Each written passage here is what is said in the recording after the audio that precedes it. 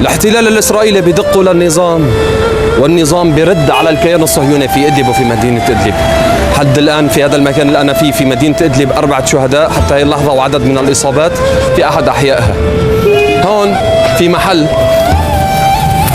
لحام بيجتمع عليه العمال الدراويش. هذا بوط عامل الله يعزكم، يعني حاطط بوطه معه طالع على الشغل، فبيشتري حوائج وهو راجع من الشغل او رايح من الشغل. المواتير هي مخزقه كلها شظايا.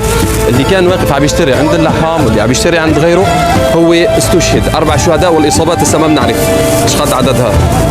كمان في عنده عصبه ليشد ايده او رجله، هلا مضى الاجر لتنشد. هي الجرائم المستمره من قبل نظام الاسد المجرم. بنوجه رسالتنا للحاضنه الشعبيه لنظام الاسد. انتم شايفين عمليات الاستهداف على المدنيين بشكل مباشر، وانتم مقتنعين لا في ارهابيين ولا غيرهم. القتل هو عم بيصير على الاطفال، والرد لجزء من الحضن الشعبي اللي على الفيديوهات والمجازر السابقه اللي عم بتصير بحق اطفالنا وبحق نسائنا، وبيقول اشو هذا التمثيلي، اشو ما عندكم شهداء غير اطفال ونساء. نعم، التركيز بشكل مباشر هو على النساء والاطفال، لانه القتل عم بيصير في مراكز التجمع السكاني، والاستهداف على المدارس، والاستهداف في الاحياء السكنيه اللي بيلعبوا فيها الاطفال، فامر طبيعي يكون فيها شهداء اطفال.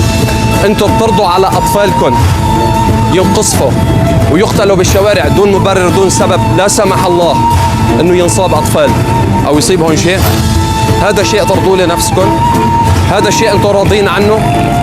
لحد الآن سلسلة من الجرائم مستمرة من قبل نظام الأسد المجرم على الأحياء السكنية بشكل مباشر ومركز، وكلها على الأطفال.